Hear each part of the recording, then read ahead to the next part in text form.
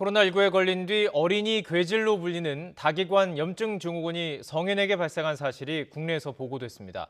이 증상은 주로 소아 청소년에게서 나타나는데 성인에게 나타난 국내 첫 사례였습니다. 보도에 박홍구 기자입니다.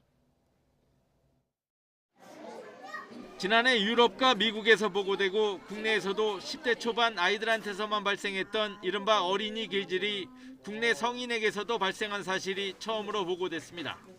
서울 아산병원은 지난 4월 말 코로나19에 감염됐던 38살 남성 환자를 다기관 염증 증후군으로 진단했습니다. 이 사례는 아산병원 김민재 감염내과 교수가 최근 대한의학회지에 연구 논문으로 보고하면서 공개됐습니다. 코로나라는 병을 앓고 어떤 시기에 생긴다.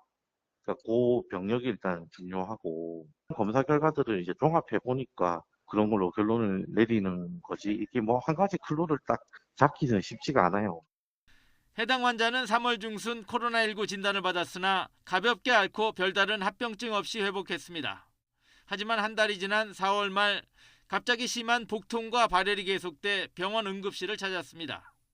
당시 환자는 숨이 차서 누워서는 숨을 쉴 수 없는 상태였으며 의료진은 심부전증과 같은 임상 증상에 근거해 다기관 염증 증후군으로 진단했습니다. 복통이니까 소화기 질환이 생긴 거고, 그다음에 호흡곤란은 말씀 심근염, 심장의 근육에 염증이 생겼을 확률이 높습니다. 그리고 호흡곤란도 물론 같이 오실 수 있고. 다행히 환자는 면역 글로불린과 스테로이드 치료를 받고 증상이 호전돼 이번 13일째인 5월 초 퇴원했습니다. 다기관 염증 증후군은 코로나19에 감염되고 수주 뒤 발열과 발진, 다발성 장기 손상 등이 나타나는 전신성 염증 반응입니다.